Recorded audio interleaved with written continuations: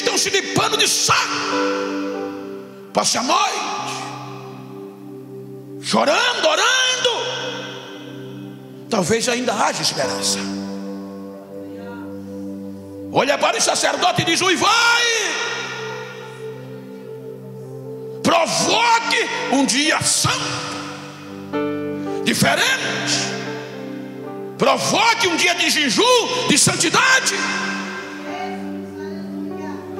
Aí ele diz: convoque o povo, junte a congregação,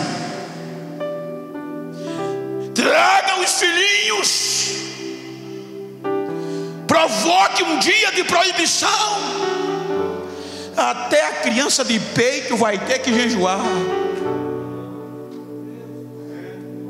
Uivai, sacerdotes. O interessante é que na cultura e até hoje, se você observar esse contexto, o uivar é uma característica dos lobos. Isso implica dizer que quando a alcateia do lobo está se sentindo ameaçada, os pedradores começam a se tentar destruí-la. Então o lobo-chefe, ele sobe no monte quando os inimigos, os pedradores, acham que eles já estão desistindo. Então o lobo-chefe sobe no monte e leva outros com eles. E quando chega no monte mais alto, no cair do sol, eles começam a uivar.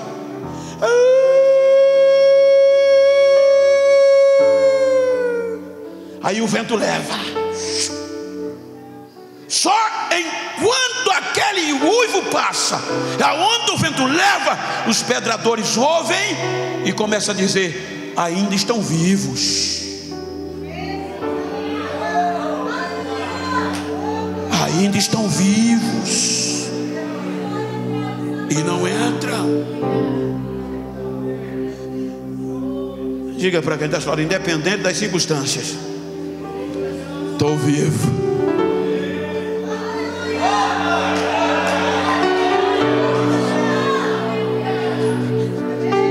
Façam isso. E não é que o povo faz. A Bíblia diz que o povo fechou a boca, os meninos de mama deixaram de mamar, os jovens meteram a cara no chão, de velho a criança botaram a cara no chão, dizendo: Deus, volta para cá. Deus, queremos ser cheios de novo. Aí Deus levanta do trono e traz uma promessa de restauração. Nunca mais eu farei o que eu fiz. Nunca mais levarei vocês à vergonha. E agora eu estou disposto a devolver o que roubaram de vocês. As vossas eiras se encherão de trigo, e o vosso lagar de vinho novo. Prepare-se para resgatar o que perderam.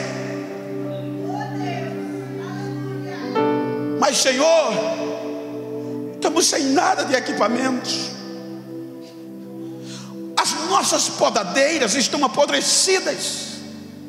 As nossas réias, que era que cavava a terra para plantar, estão enferrujadas. Como os vamos resgatar? Ei, tem coisas que se resolve com o que a gente tem, com aquilo que a gente tem. Aí Deus diz: façam espadas, façam lanças das vossas podadeiras, e espada das vossas relhas de arado, e diga ao fraco: eu sou forte, e vamos buscar o que foi roubado. E será que depois disso eu derramarei o meu espírito sobre toda a carne.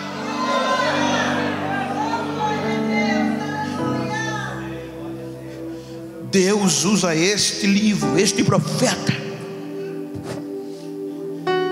para profetizar o que a geração presente da época não tinha. E será que depois disso derramarei do meu espírito sobre toda a carne? E o que vai acontecer, pastor? Olha que coisa linda. O que vai acontecer? Os vossos filhos, as vossas filhas profetizarão, os vossos velhos sonharão, e os vossos jovens terão visões.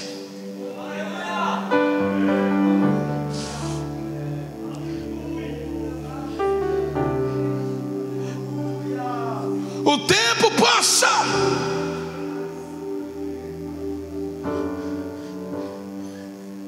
aí Deus resolve colocar o plano em evidência. Há quem diga, alguns ateus, que isso é um ato de loucura de Deus, em dar o melhor que Ele tinha pelo ser humano. Mas enquanto os ateus e alguns psiquiatras ateus dizem que é uma doidice, teólogo diz: não, isso não é doidice, isso é amor.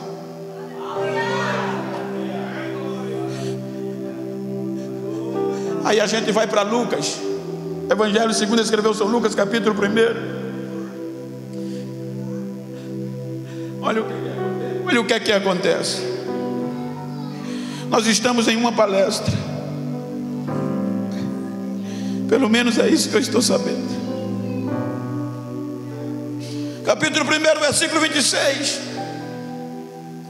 E no 6º mês foi o anjo Gabriel enviado por Deus a uma cidade da Galileia, chamada Nazaré. É aqui que eu quero provocar você, filho.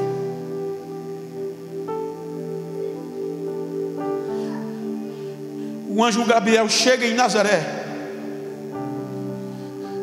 e ele vai se apresentar a quem? A um adolescente que tinha entre 15 a 16 anos, uma jovem que tinha sonhos feito qualquer uma de vocês que estão aqui, uma jovem que tinha um futuro dentro da sua realidade promissor, porque era noiva de um homem decente. O casamento já estava marcado, com amigas. Ela vivia uma vida normal de crente. Não pensava ela que era alvo do propósito de Deus. Aí de repente ela recebe uma visita inesperada de um ser que ela não conhecia, trazendo-lhe uma proposta desafiadora. Olhe bem, vamos para o contexto normal da realidade. Era um anjo, era um extraterrestre, era sobrenatural. A visão foi tão contundente que a Bíblia diz que ela ficou assustada. Ela não conhecia aquele rapaz. E o anjo chega para ela e lhe faz a proposta.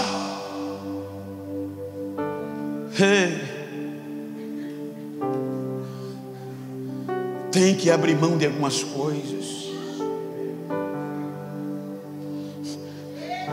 Como é bom a gente achar que ser cheio do Espírito Santo é pregar, é cantar e o povo delirar. Se você pegar um político bom, orador bom, você botar ele aqui, ele faz você chorar.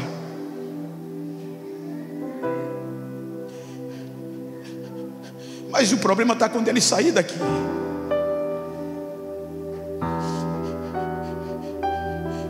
Você vai perceber que só precisa caminhar, não precisa nem 2 dias, só um dia. O segredo não está em pregar, não está em cantar. O segredo está por trás de coisas que você não sabe.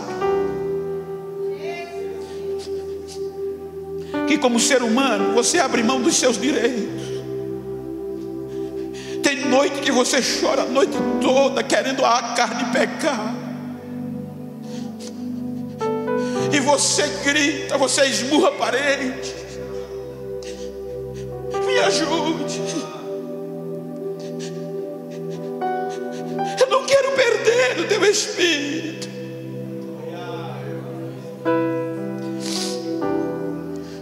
Aquela adolescente estava noiva, gente. Aí chega um desconhecido e diz para ela que Deus tem um propósito e vai usar o ventre dela. Hoje a gente sabe, mas aqui ela não saberia se era verdade. Como ela ia provar para os escribas? Como ela ia provar para os doutores? E para piorar, o anjo diz: tu irás conceber e terás um filho. Aí piorou tudo. Hoje, quando uma moça aparece grávida precocemente, ela sofre para danar as consequências na carne. E a proposta que Gabriel fez para Maria era risco de morte, de vida. Porque adultério naquele tempo era morte, apedrejada. Foi a proposta que o anjo fez. Vai perder o noivo, vai ser expulsa de casa, vai perder a dignidade, vai abrir mão da vida. E a adolescente ouvindo. Quando ele termina, ele olha para ele e diz: mas como acontecerá isso? Eu sou virgem. O Espírito Santo virá sobre você. Deixa com ele. E a criança que irá nascer de você salvará o povo dos seus pecados. E digo o seguinte: você aceitaria ser cheia do Espírito Santo em circunstâncias assim? Você abriria os braços para dizer: seja bem-vindo, Espírito Santo,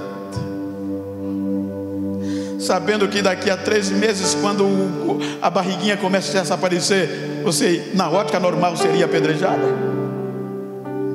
seria expulsa de casa, seria vergonha da família.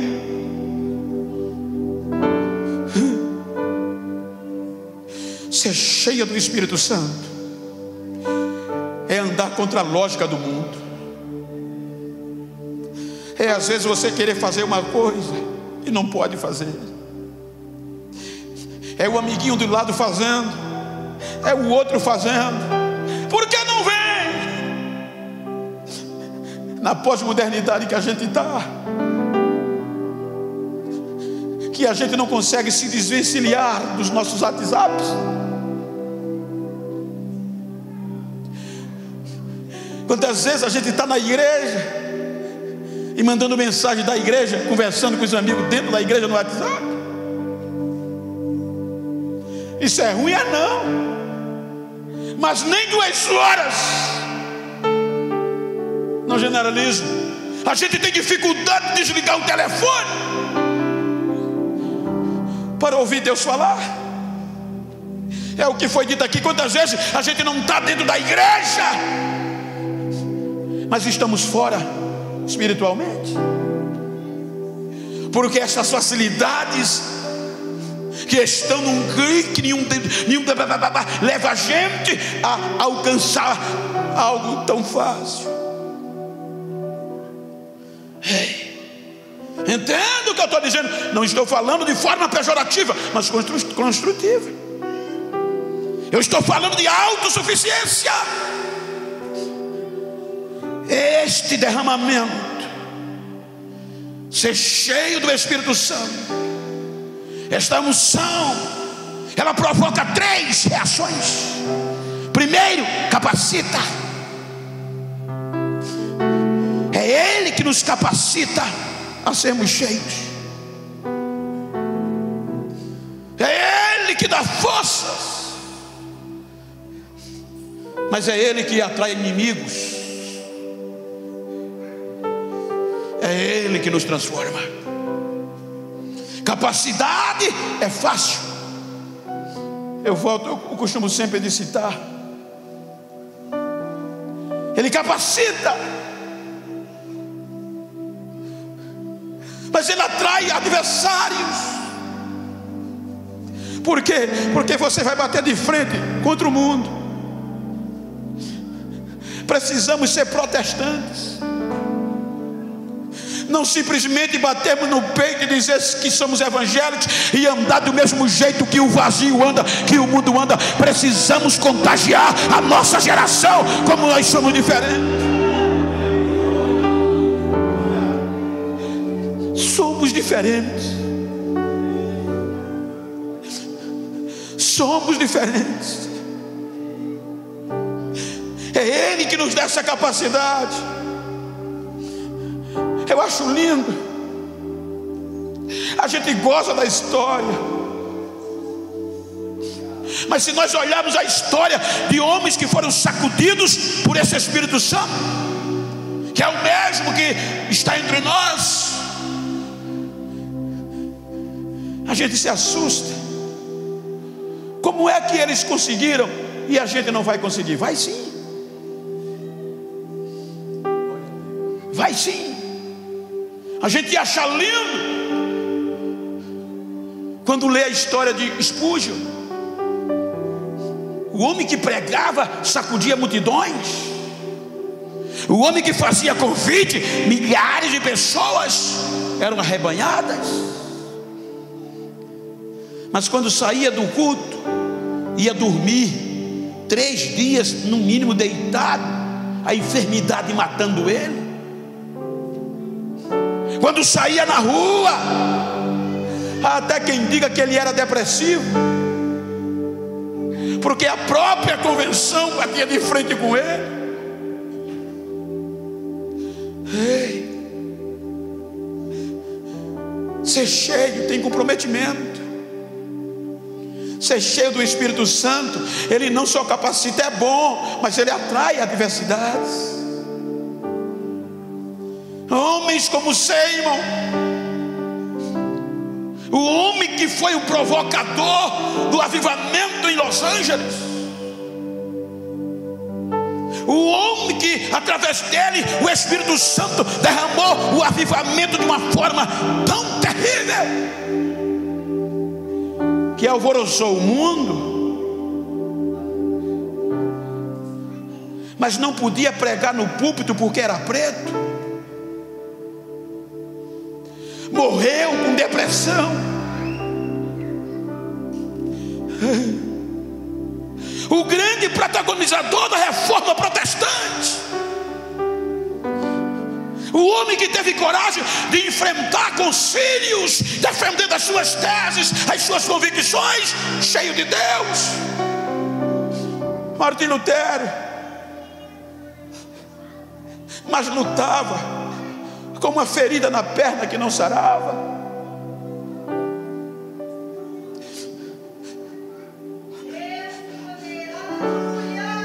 Seja bem-vindo, Espírito Santo.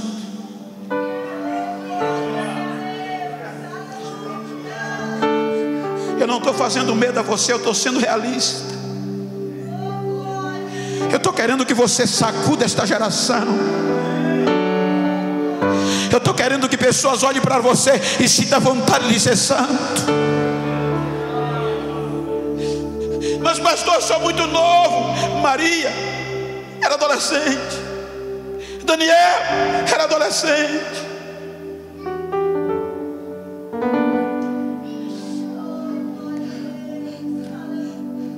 Os discípulos de Jesus eram novos,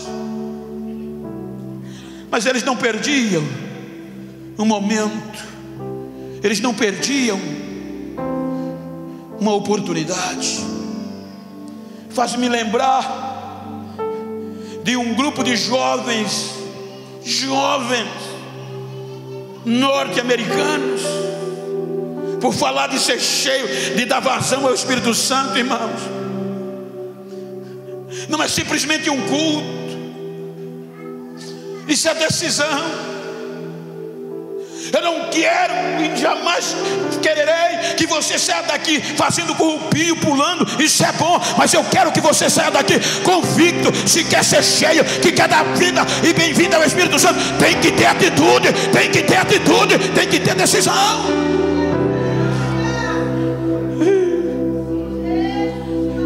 Tem que largar a rede social por umas 2 horas por dia e jogar a cara no pó.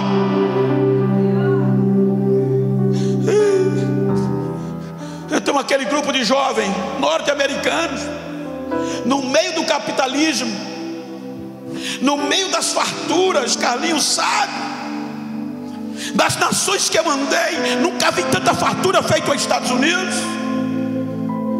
nunca vi tanta facilidade de viver. Trabalha, mas goza do seu trabalho.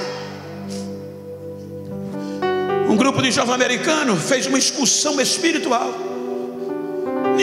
no objetivo de conhecer a história do metodista John Wesley, um jovem, melhor dizendo, que revolucionou a Inglaterra no seu tempo, a ponto de impactar a monarquia. Então, quando aquele grupo chegou na Inglaterra, guiado pelo Cicerone, entrou na casa de John Wesley.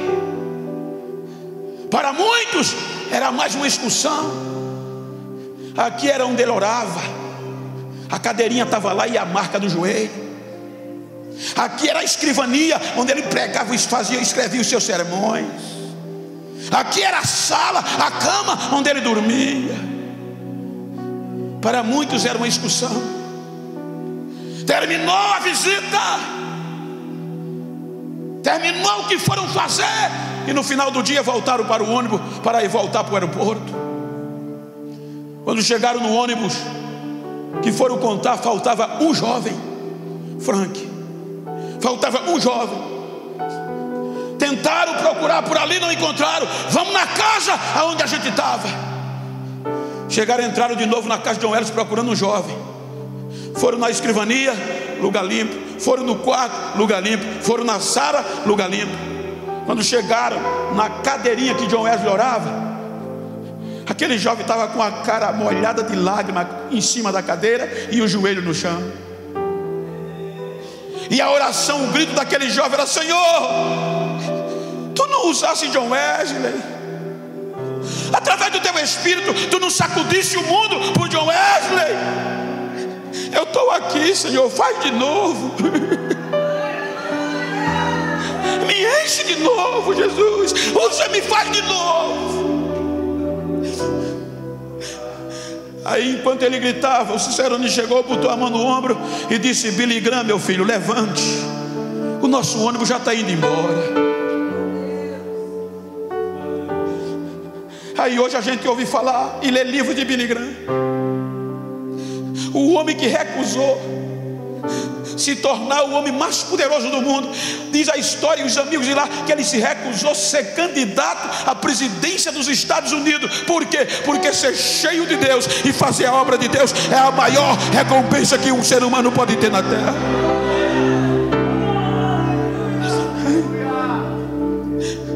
Você pode abrir os braços comigo e dizer: Espírito Santo, faz de novo.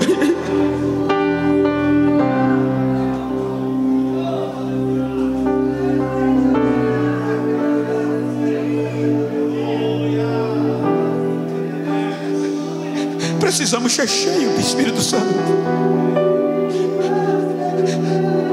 A nossa família depende de nós.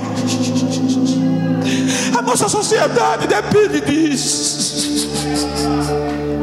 Enquanto levantasse uma geração cheia do Espírito Santo, enquanto a gente tem que protestar contra o errado, o inferno sempre vai recuar, porque a igreja de Deus está cheia. Ainda tem uma geração.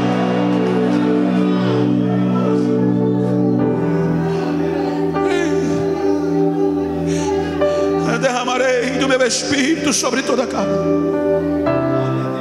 A gente não tem mais desculpa.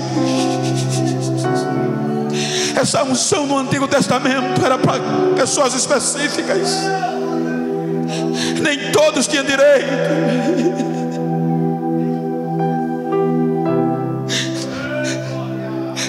Filho de sacerdote tinha direito de sonhar em ser sacerdote.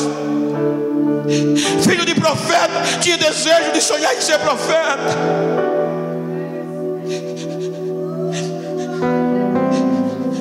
Atos capítulo 2, estavam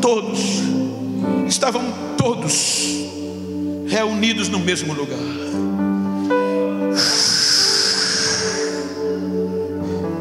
E todos foram cheios do Espírito Santo. E Pedro diz: isto é o que Deus prometeu por intermédio do profeta Joel. Isto é para tantos quantos estão longe, para tantos quantos estão perto, e para tantos quanto o Senhor nosso Deus o chamar. Então você está no meio. Desperta o dom de Deus que há em ti. Desperta o dom de Deus que há em ti. Ninguém desperte, ninguém coíba, foge do desejo da mocidade, da concupiscência. O que é isso aqui? Muitas vezes a gente não vê, mas Paulo estava pregando em uma região de esconderijo, a região que tinha os seus próprios dialetos, a região licaônica, uma região que ele já estava fugindo, e ele vai para Icônio, Listra e Derbe. Ele prega em Icônio, sai sacudido por varadas. Ele prega em Listra, prega em Derbe. Jesus faz um milagre. E sabe quem estava naquele culto? Um jovem, feito você, chamado Timóteo. E a pregação de Paulo sacudiu Timóteo por dentro. E como Timóteo tinha uma família, mãe e avó crente, ele desejou ser cheio do Espírito Santo. E ele não dependeu de ninguém. Se você olhar, Paulo no capítulo 15, ele volta para Jerusalém. Ele sai da região licaônica e vem para Jerusalém por conta do concílio, de uma reunião sacerdotal apostólica, para decidir o que faria com os gentios. Quando ele volta na segunda viagem, nem ele soube o que estava acontecendo naquela região. E se você olhar geograficamente, de Icônio para Derbe era um círculo de 100 quilômetros. Quando ele volta na segunda viagem para reforçar e consolar os irmãos, os próprios crentes de lá deram testemunho de Timóteo. Ele chega em Icônio e os irmãos, está no capítulo 16 de Atos. Paulo, eu vou só parafrasear. Tem um jovem aqui que você precisa conhecer. Mas como? Lembra aquela última vez que tu pregou aqui cheio do Espírito Santo? E aquele homem ficou curado, levantou e começou a correr? Lembra? Teve um jovem aqui que desejou tanto aquilo, mas o menino está pegando fogo.